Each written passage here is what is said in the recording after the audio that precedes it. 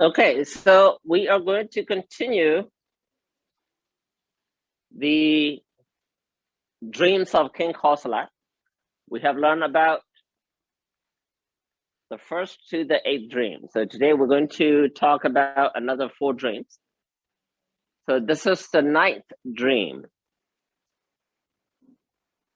Oh, Kevin, read that, please.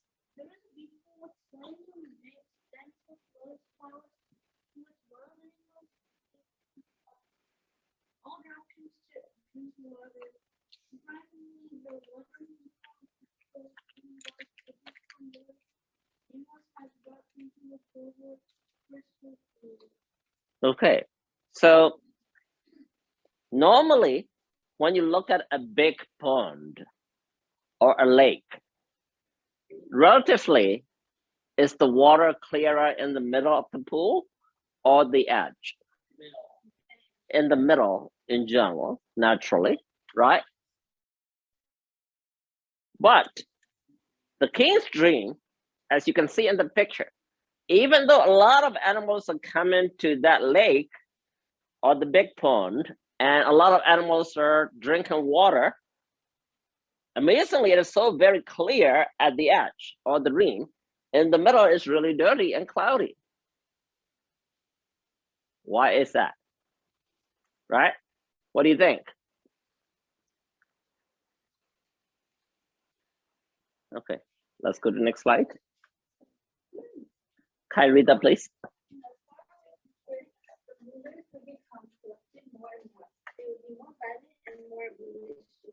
With the country according to their own desire and their own desire and satisfaction, they will live in comfortable lives and would never make correct judgments.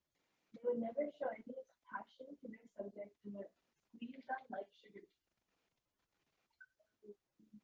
Mill to pot, with sugarcane mill to pile up riches. Unable to pay the excessive taxes imposed on them, others would the ordinary citizens would run away from their villages and townships to border like refugees, making the center of the country wild. The remote areas along the border of thrive with people just like the school in New Jersey. All right, so the meaning of that dream is the Buddha at the time, 2,600 years ago, said, in the faraway future. Well, it's happening today. It's happening today right now in Burma. Right? The rulers will become corrupted. The Burmese rulers are very corrupted. More and more. They will be violent and malicious. They're killing their own citizens over there. Right? Will run the country according to their own desire and satisfaction. They run the country not for the people. They run the country for them. Right?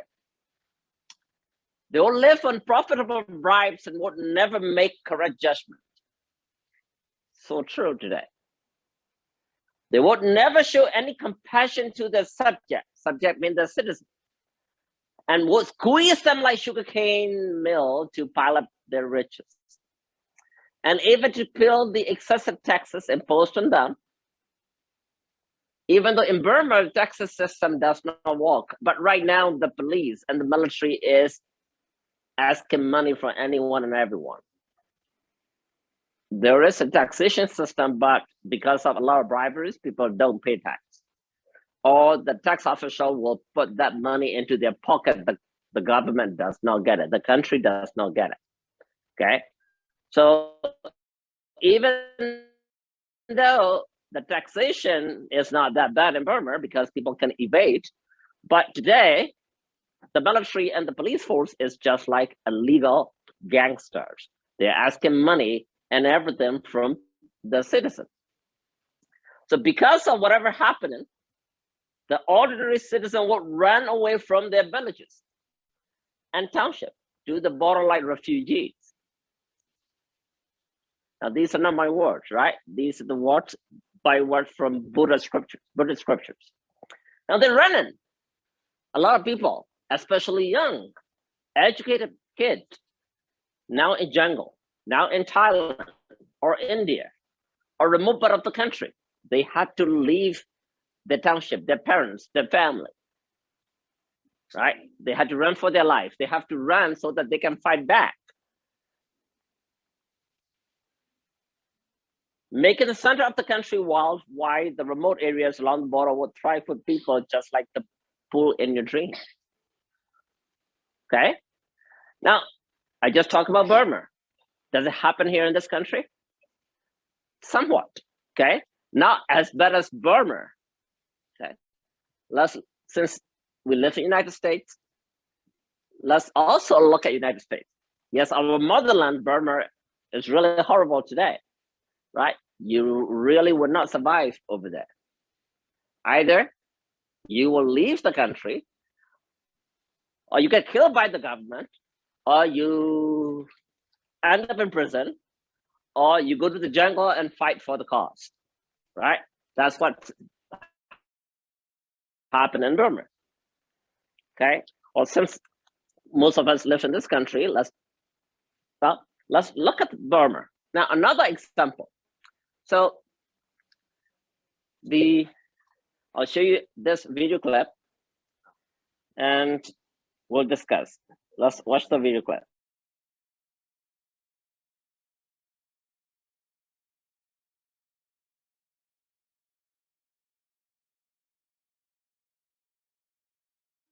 When one thinks of a capital of a country, one would imagine a city with a heritage value to be full of people and bustling with life. But there is a capital city that is 6 times the size of New York City, with planned government buildings, a giant pagoda, 20-lane roads, luxury hotels, and parks. However, this particular city looks strangely empty and lifeless. It is generally regarded as the world's weirdest city, notable for its colossal scale and relative lack of residents. This is Naypyidaw, the capital of Myanmar, the country formerly known as Burma.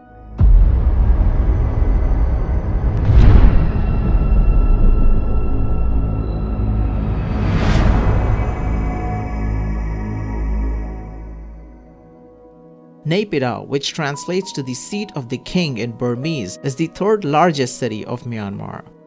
It is unusual among Myanmar's cities as it's an entirely planned city outside of any state or region. Construction involving at least 25 separate firms started in 2002, but the world knew nothing of it until Myanmar's military rulers announced the overnight transfer of government offices on November 6, 2005. The idea to construct a new capital was formed because of various reasons. Myanmar has been in turmoil in recent decades. Naypyidaw is more centrally located compared to Yangon, the earlier capital of Myanmar. The central location of Naypyidaw allows easier access to all parts of the country, which in turn also helps to control the areas where there is unrest. The official explanation for moving the capital was that Yangon had become too congested and crowded with little room for further expansion of government offices. But there are other unofficial reasons, one of which being that the city was planned keeping foreign invasions in mind. According to some sources, the city has underground war bunkers, weapon storages, and tunnels that can be used in an event of a conflict. Since the city is geographically located away from the sea, it's also less vulnerable to military attacks. The city has streets that span up to 20 lanes. One of the videos that became famous during the military coup of February 2021 was a fitness instructor dancing on the backdrop of one such road. She was unaware of the coup happening behind her. The roads are designed in such a way that they can be used to land aircrafts in case of a military emergency or a crisis. According to official figures, the population of the city is more than 1 million, but the city has an empty and deserted look, a sharp contrast from some other areas of Myanmar which are heavily populated and congested. In fact, it is so empty, it's possible to drive on the 20-lane highway without encountering any other vehicle during what would be generally regarded as rush hour. And speaking about vehicles, it would be difficult to imagine living in this city without one. The city lacks convenient transport arrangements, and the scale of the city is disproportionate compared to the population, and the distances between buildings are huge. There are also large areas of vacant land between many buildings, mainly set far apart from each other to survive air raids. The unusual emptiness is an attraction for tourists, especially when seen in relation to the other cities of Myanmar. But the city is still work in progress. As the global population grows and people start streaming into Naypyidaw and turn it into a lively place, the planners of this city might just have the last laugh. Thank you for watching. If you found the video interesting, hit the like button and consider subscribing to Seanvolution for more such content.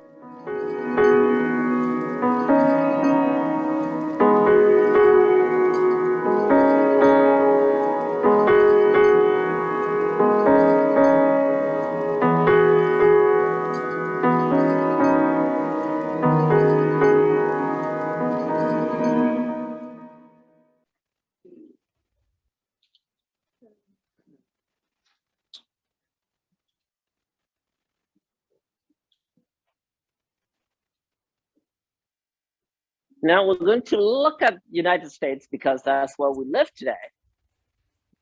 Most of us live here in the United States. So what's happening? Where do we live? Most of us. We live in California, right? So what's the problem with California? The highest tax rate in the whole United States. We're the top, right?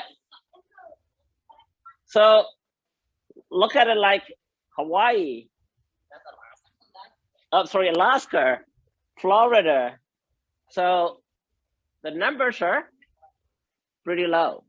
So what do you think people are doing today? Moving from where to where? A lot of people will move out of these high tax paying states, right? Go to the low tax paying state, right? So for those of you who like really, really cold weather, Alaska will be good, right? But people like me, I really do not like the cold weather. Where do you think I will go? I'll go to Florida. It's warm, just like Burma, right? Because doing so, I'll be saving money. If I am making money in this state, it makes sense to live here. But let's say I don't work anymore, I'm retired. But whatever retirement money I make, I still have to pay very high tax in California. It would be very stupid for me to live in California after I retire, right? I would rather move to Florida, okay? So that's what a lot of people do today. Next one. So especially with the recent COVID, right? People don't want to live in the cities anymore, right? Your generation might be a little different. Your generation wants a little tiny condo, live in the big city. You want to go to the nightlife, disco, this and that, right? My generation do not like those, right?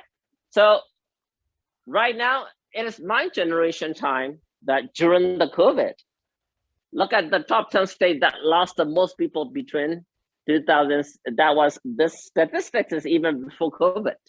You see, a lot of people are leaving California, right? A lot of people are leaving New York, right? Illinois. No, they're leaving. They're leaving the state.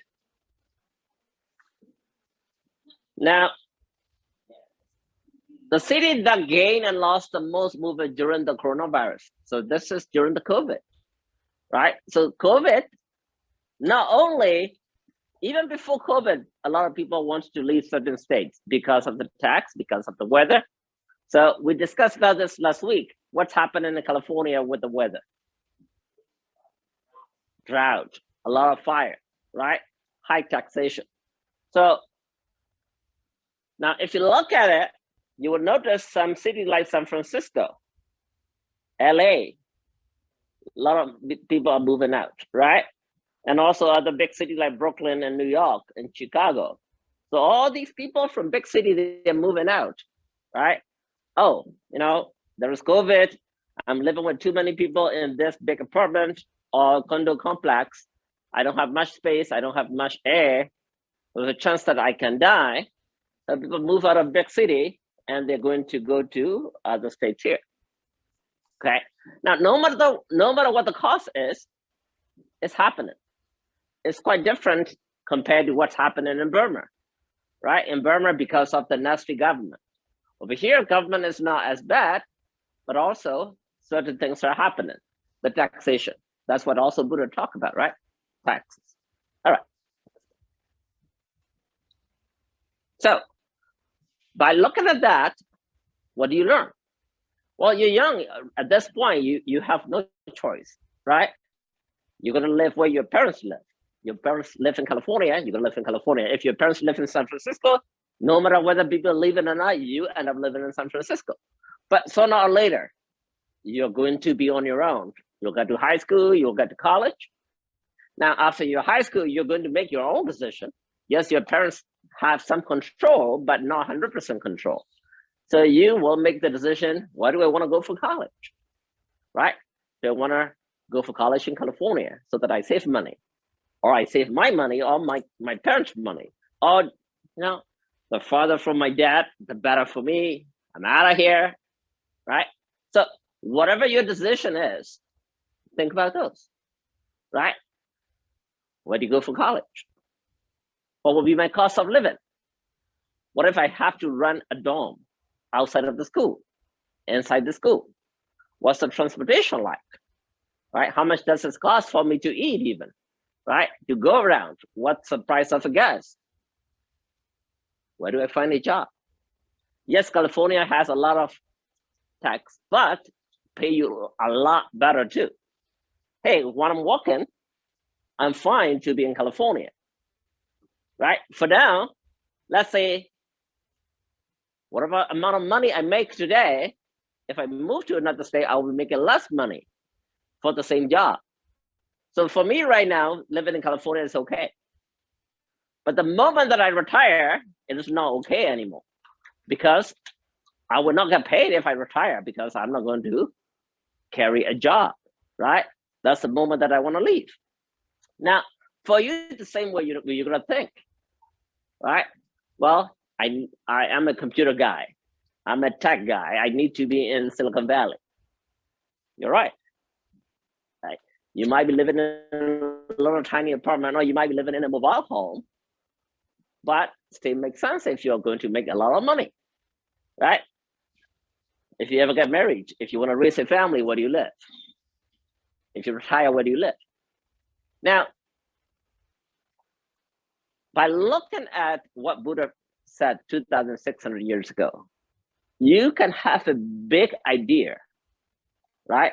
The area view of what you should do for your life. Okay? All right.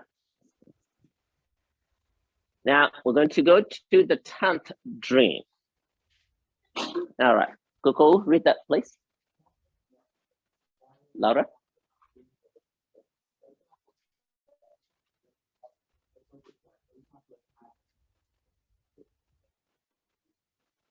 Okay. Also, his dreams are weird, right? There's no way that you can interpret. So the lady is cooking just with one pot, but when she pour into the plate, some rice are soaping wet, some hard and raw, and cooked perfectly. What does it mean? Rice is superior? Okay, let's go to the next slide. All right. Ricky, read that, please.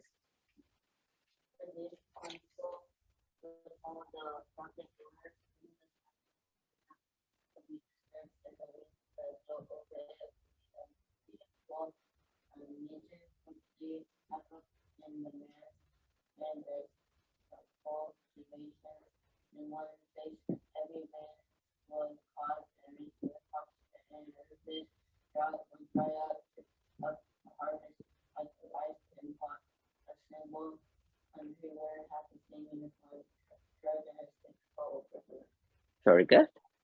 So now you will notice Buddha kept on saying corrupted rulers. Almost all of the dreams talk about what? Corrupted rulers. Now that actually is happening. Every country you look at, you name it, right? Whether you're talking about Burma or United States, doesn't matter. Relatively, even in this country, the government is getting more and more corrupted year by year, right? Now, because of corrupted rulers, people will follow them. People become not sincere like before. Remember, I taught you this before. If your mind are not pure, if your mind is negative all the time, it will affect what? Eventually, it will affect the environment, the weather, right? It used to be that plant trees grow really very healthy, and you don't have to work very hard. You don't need fertilizer. Okay, people will get fruit from the trees. You don't have to nurture the tree very much. But this day, you have to work very hard. Now that depends on our collective mind, our collective desire, our collective energy. Now the government is nasty, people are nasty, everybody's nasty. It is affecting the weather, the environment, the nature. Now, because of that, even though you're living in the same country, some part of the country will be in drought. Some part of the country will have too much water. There may be certain area which is perfect, right? That's what it means by, even though it is in one pot, the rices, some rices are really, really squished and soft, and some are really hard, some are perfect, okay? So knowing that, what you need to find.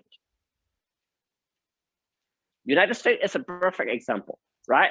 So there will be some states which are in drought, like what? Like where we live today in California, right? There'll be a state where there's a lot of rain and flood and hurricanes. The east, some middle states, right? So you need to find a state, or maybe even a town or a city that is not that affected, right? So, for example, if the leader is not serious about the pollution, right? Then what are the chances? There will be more global warming, there will be more drought, there will be more fire, there will be more rain, there will be more flooding, right?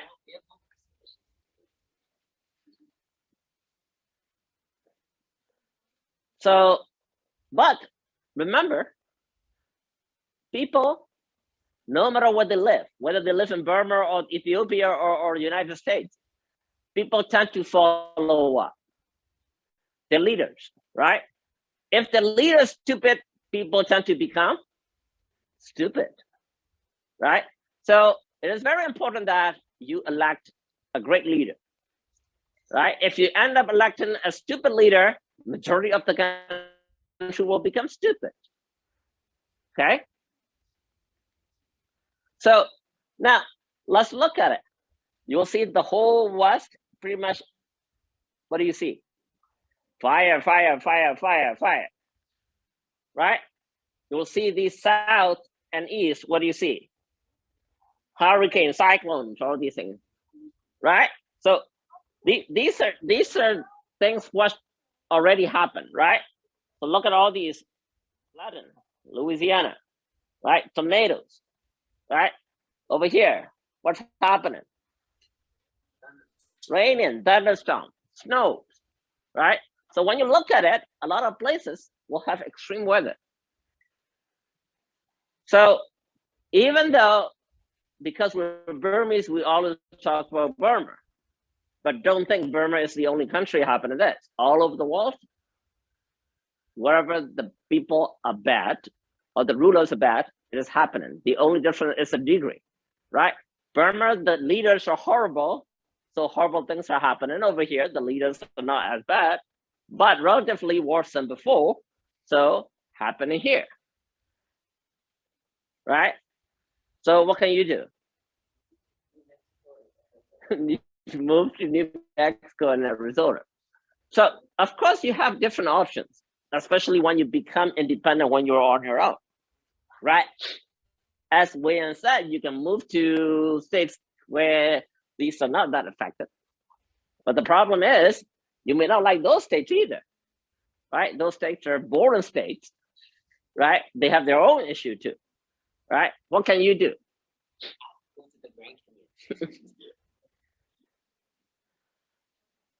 So because the rulers are bad, people who follow the rulers usually are becoming bad. Now, because of that, there is what we call social and economic impact of the climate change. Now, you might think that, well, what's the big deal, right? If there's fire, we have all these fire engines and we can put the fire out. Well, there's flood, that's okay, we can build the home back. Now, there are a lot more to it, right? Just it starts with people being corrupt. People, their mind is not clear. People, they are evil to each other. Now, of course, it starts with the climate change, but there are a lot more to it because of the weather change. The sea level are rising. What will happen? People will lose their house.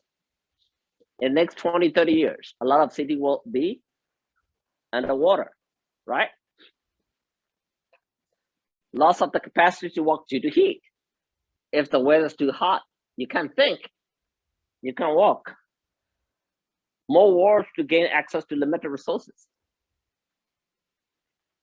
Why are they fighting in Russia and Ukraine?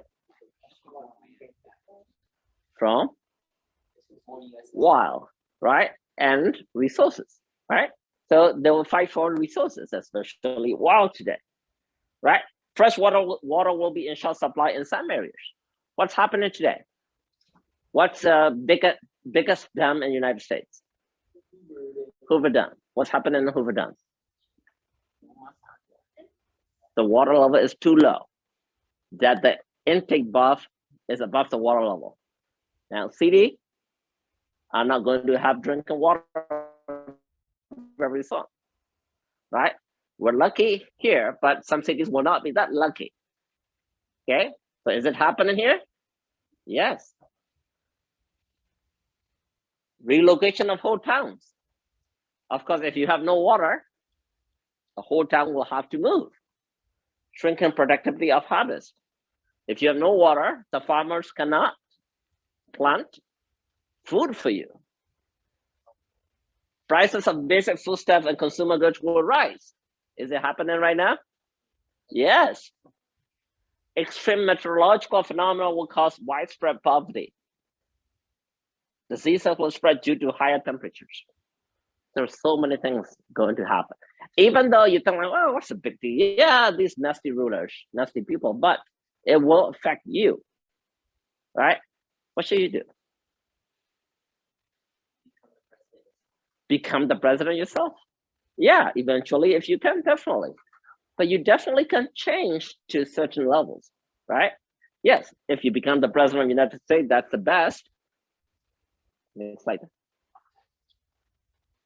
So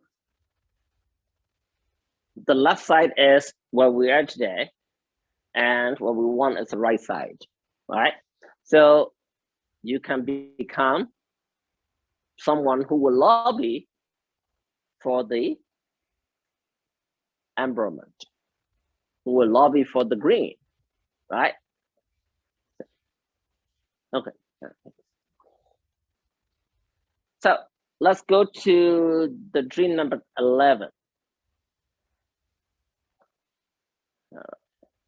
Sophia, raise the please.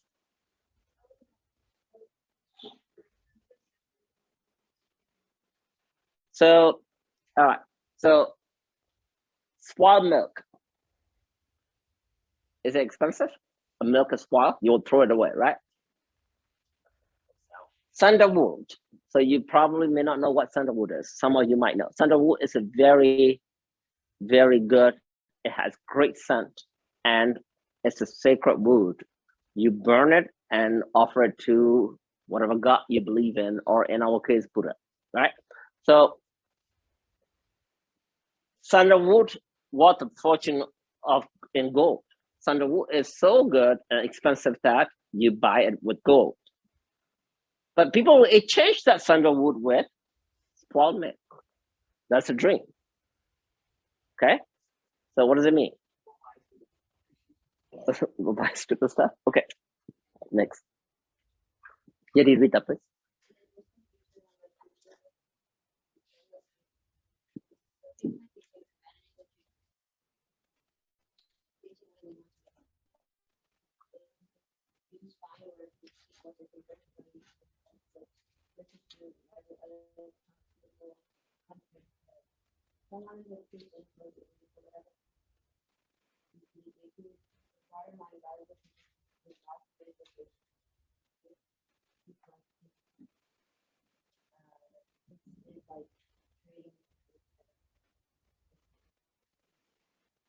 Okay.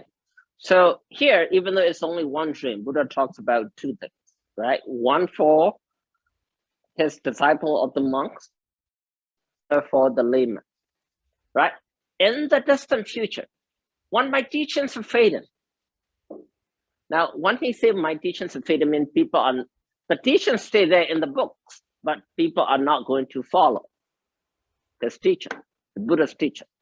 When my teachings are fading, there will be shameless, greedy bhikkhus.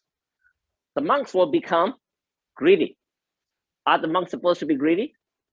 No, right?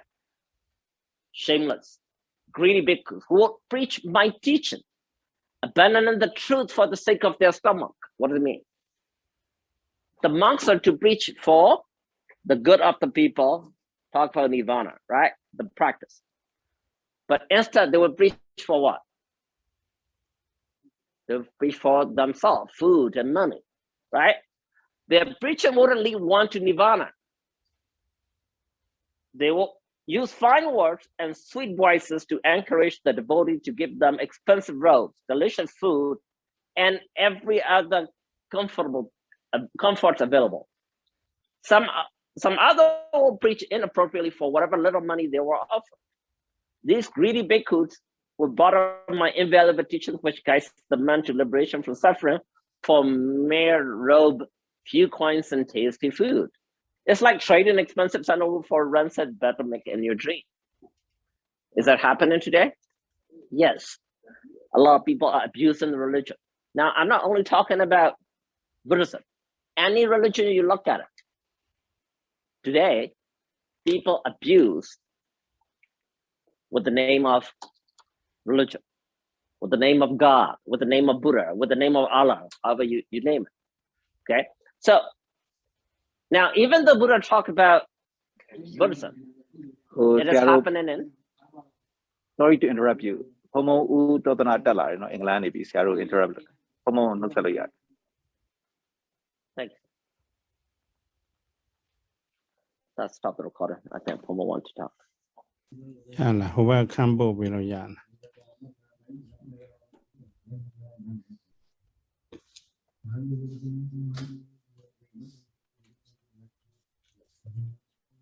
Let's stop share. All right, next slide.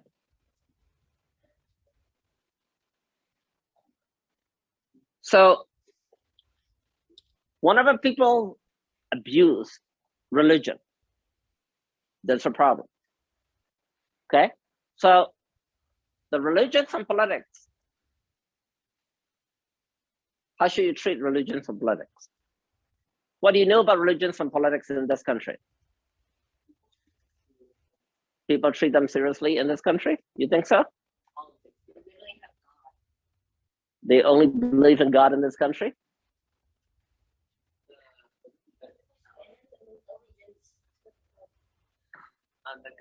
So this country, do they believe in God? How do you know?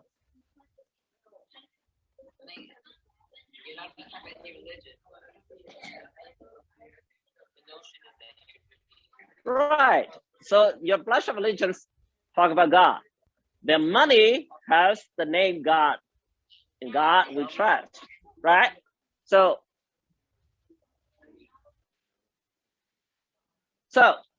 have you ever heard about separation of church and state? Thomas Jefferson said a good job. Why did he say that?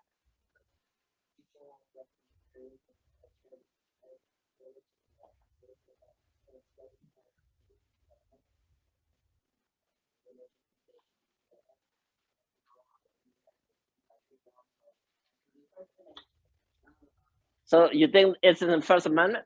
You think it is in the Constitution? You think so? How many of you think that separation of church and state is in Constitution?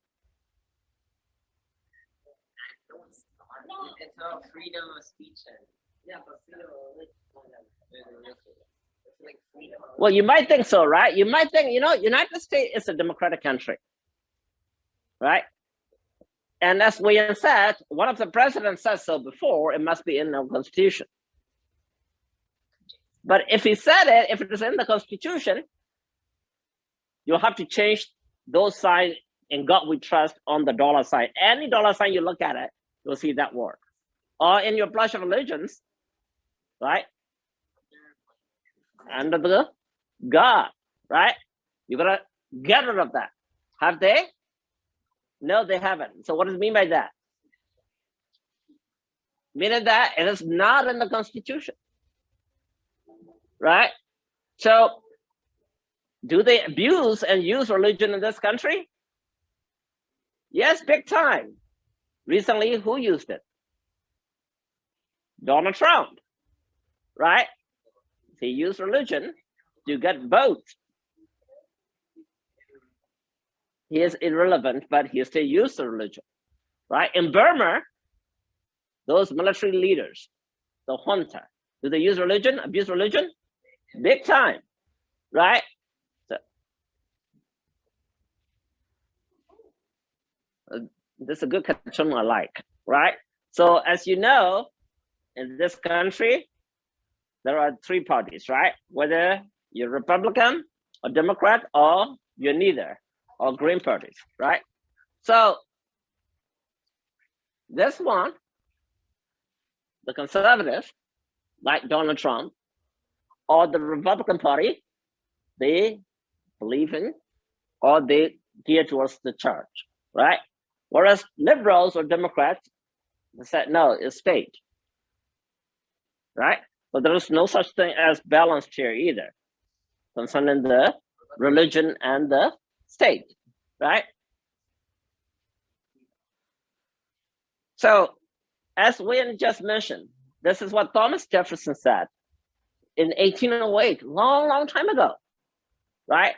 About 210 years ago. But did it get into the Constitution? No, it's a very famous code, right? Erecting the wall of separation between church and the state is absolutely essential in a free society. And we quote it today all the time, right? But it does not happen, okay?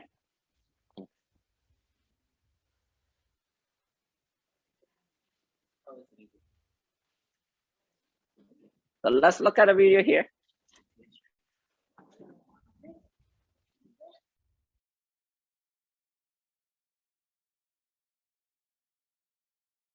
Almost everyone has heard of the doctrine of the separation of church and state. Most Americans believe that it's in the United States Constitution.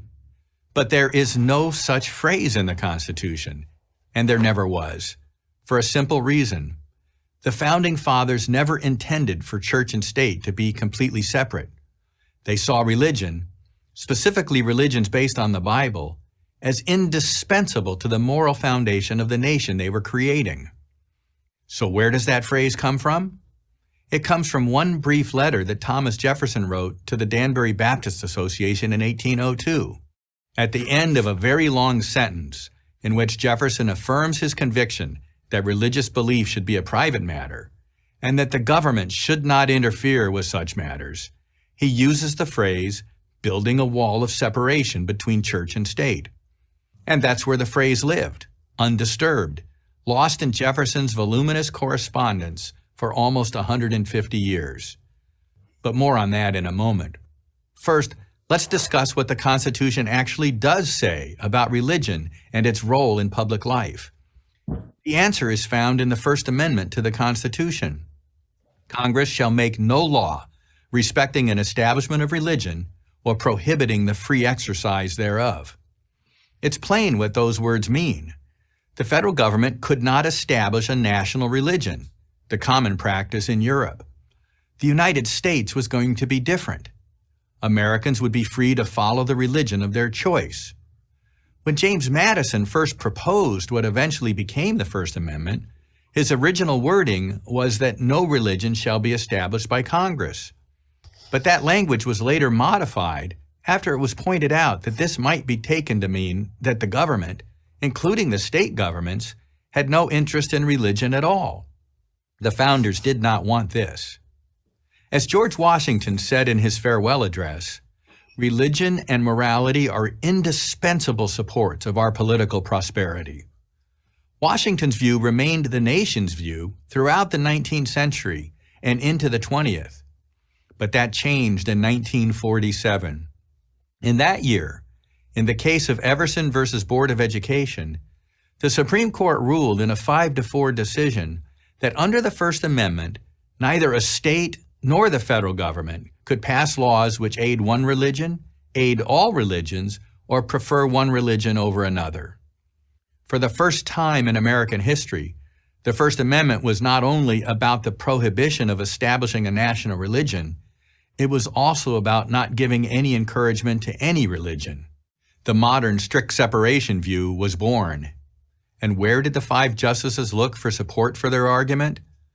Not the Constitution, because there was nothing in the Constitution to help them, but to that one phrase Thomas Jefferson wrote back in 1802. How ironic that the author of the Declaration of Independence, which recognizes the proposition that human beings have inalienable rights from their creator and not from government, was now being used to separate religion from the public square. For Jefferson and the other founders, religion was central to the entire American project. The Declaration of Independence and the Constitution are just 2 of countless examples where the government acknowledges its debt to God.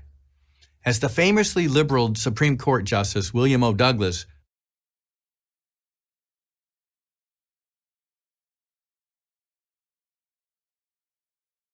wrote in the case of Zorak versus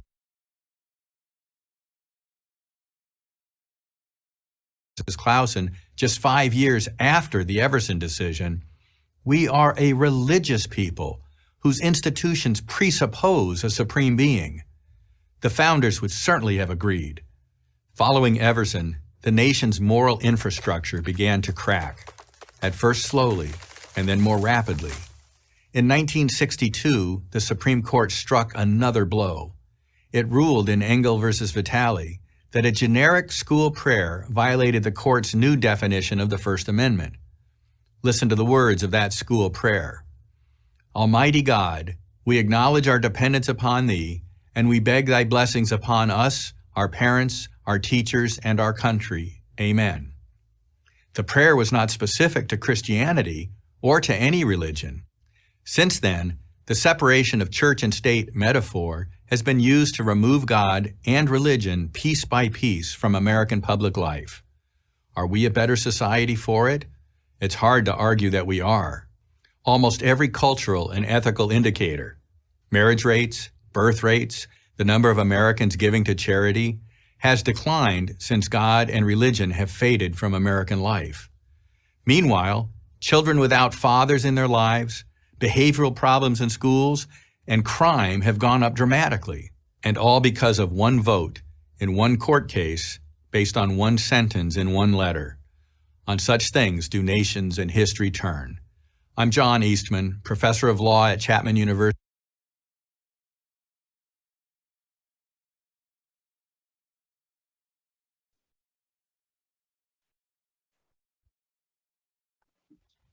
What I want you to learn from this is not only in Burma, every single country in the world is facing the same way. Even in the United States, right? There is separation of the church and the state, and all the negative things are happening, right? So Buddha knew it 2,600 years ago. Now, when you look at our religion, the Buddhism, the people are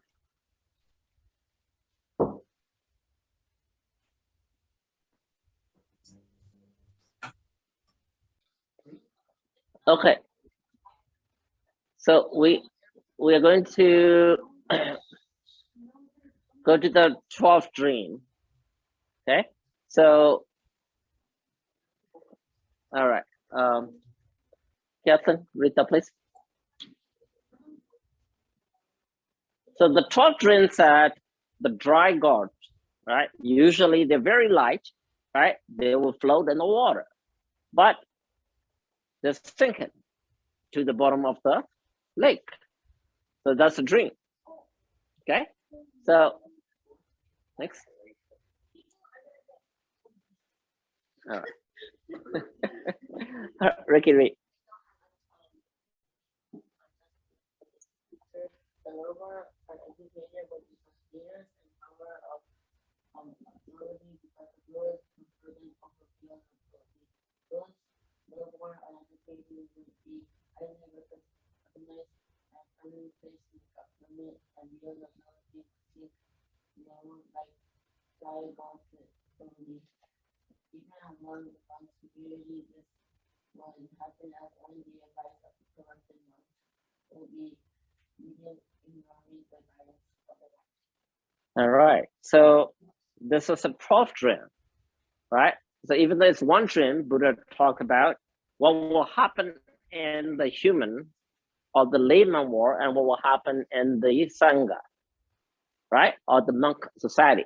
So again, it goes because of the unjust ruler here. During the days of unjust rulers in the distant future, the low-born and educated will become leaders and power of authority because the rulers will prefer them over real nobility. Why would the kings do that? Why would a king will pick a low-class and educated person and appoint it as the leader?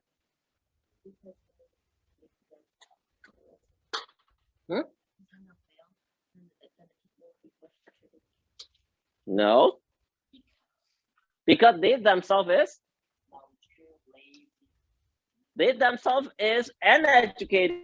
They themselves came from the low class, right? That smart person will revolt me, right?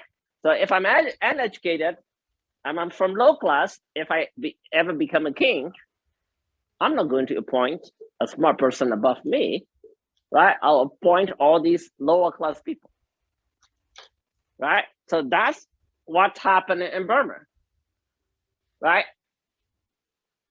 And also happening in the Sangha, right? Next slide. So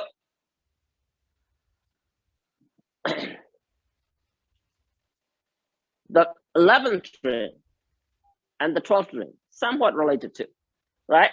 Now, there's a question about why are Buddhist country poor? The majority of the Buddhist country are in Asia, right? Country next to India. Now, is India a Buddhist country? No, even though Buddha was born and enlightened in India, India today is mostly Hinduism and Islam, right? So, but Buddhism spread out to other country nearby, okay? The most flourished is our country, Burma, right? And then this country, Cambodia, Nepal, Laos, Bangladesh, well, not really Bangladesh, so India, but Bangladesh has some Buddhists today, but mostly Muslim. India, mostly Hindu. Bhutan is a Buddhist country. Vietnam is somewhat Buddhist, and the Christianity and the communist. Mongolia today mostly is Islam. Sri Lanka mostly is Buddhist today, right? So, and all these countries are poor. Why is that? Is that because they believe in Buddhism and Buddhists are poor?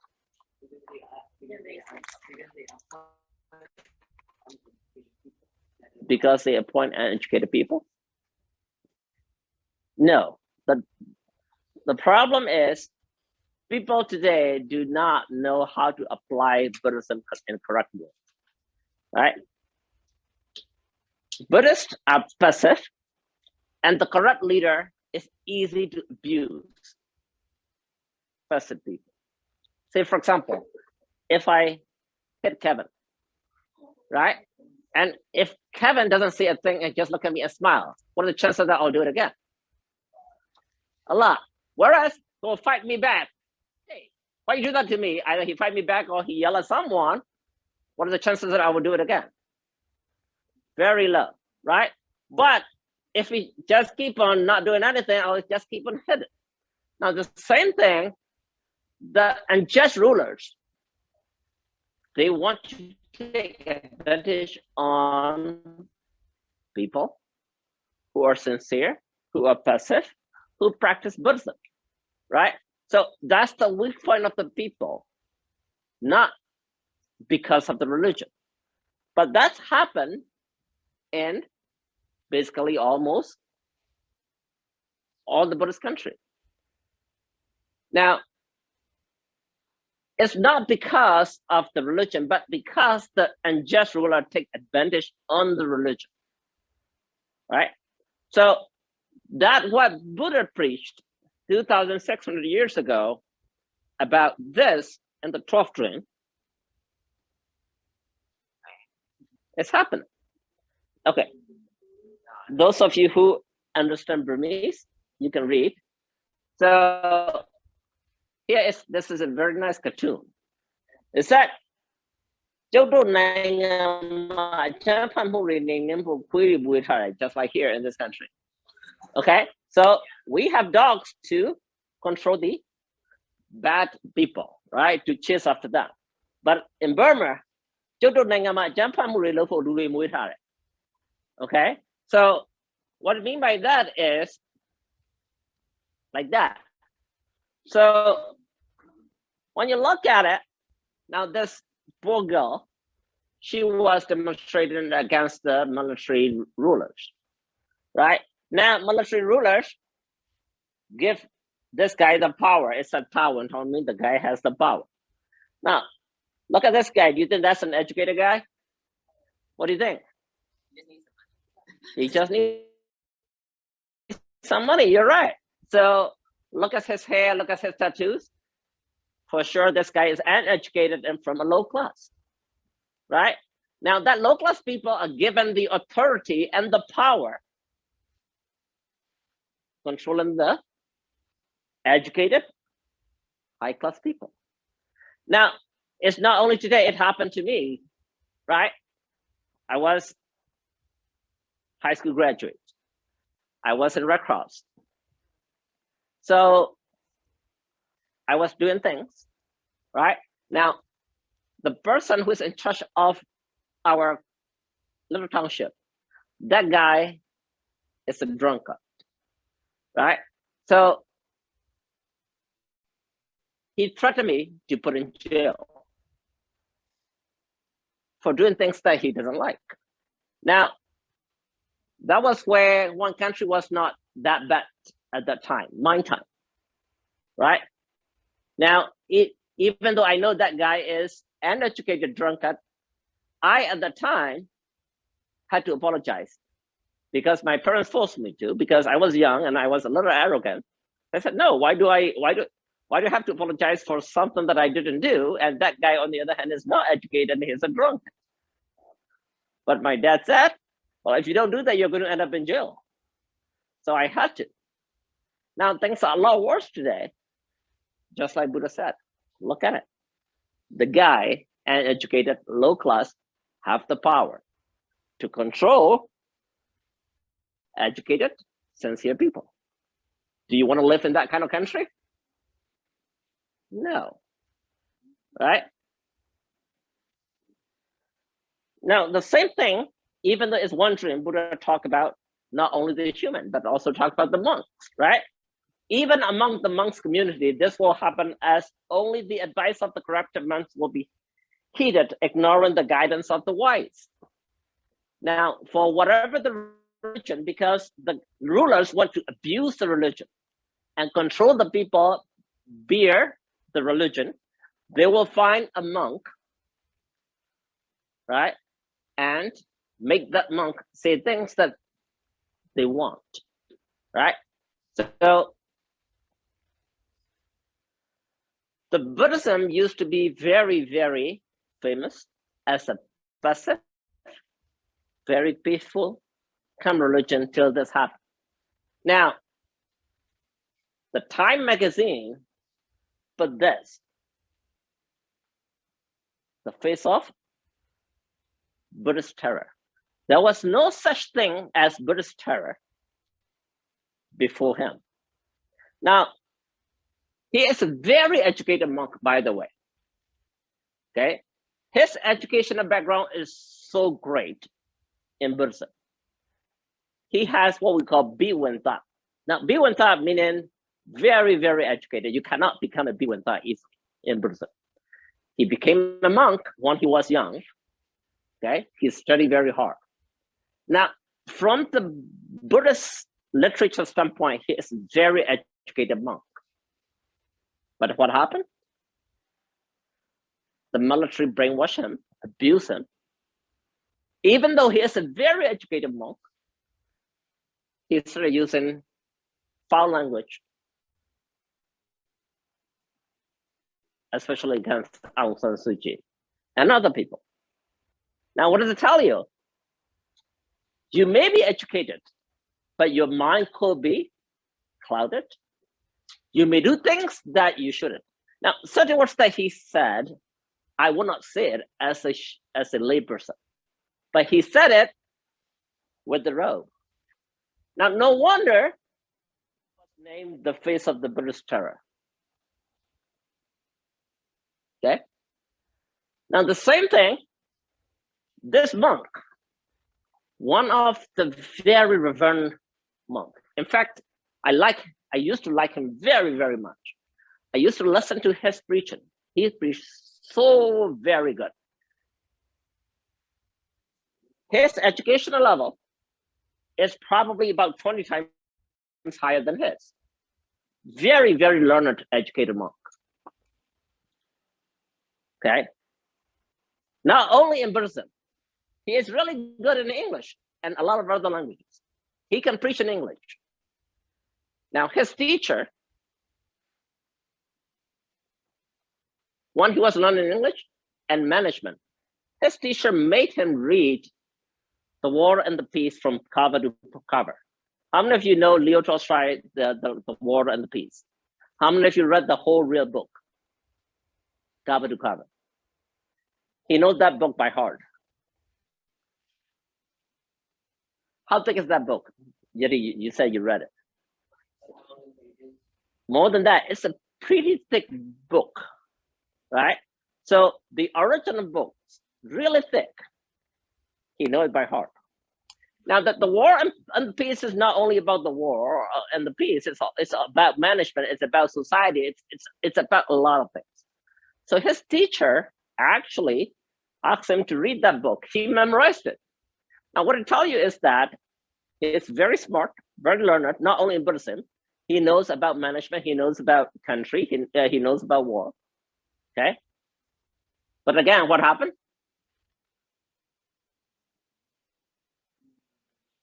He got brainwashed. He went for the money and the reputation rather than the religion and the people. So that Buddha said that 2,600 years ago. Even among the monks community, this will happen as only the advice of the corrective monks will be heeded, ignoring the guidance of the wise. Now, Wise and educated is quite different. I may be educated. I may be a doctor, but I may be screaming and yelling at people and my patients. Am I considered wise? No. Yes, I'm educated because I'm a doctor. I have a license, right? I went to medical school. But if I'm using foul language, if I'm swearing and yelling at my patients or my kids and people and others, I am not wise. Now, when you look at the educational status of these monks, they are very, very highly respected. But are they wise? They're not wise, right? So that's what happened. So that's the 12th dream of the king Kosala. Now, what lesson do you learn from this? Don't go to Burma.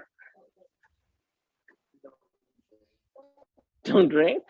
No. So the lesson you learn is that sometimes, okay, you may meet people who are educated,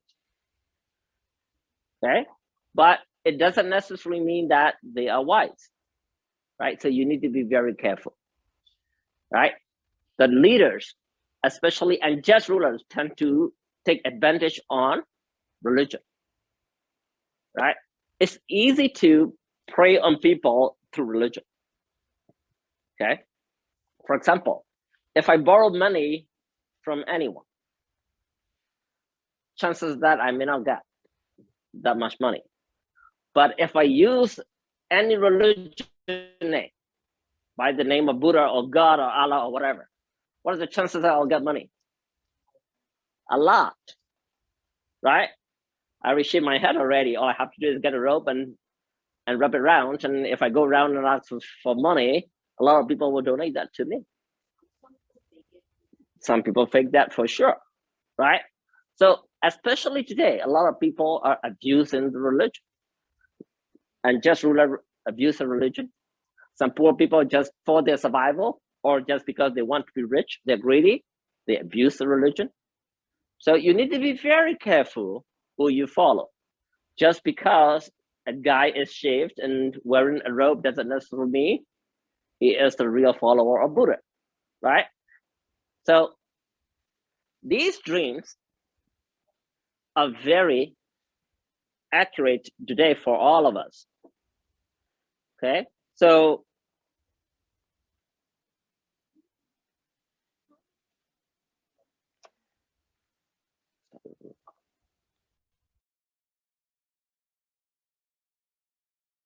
we're going to end the discussion here because it's already very late today.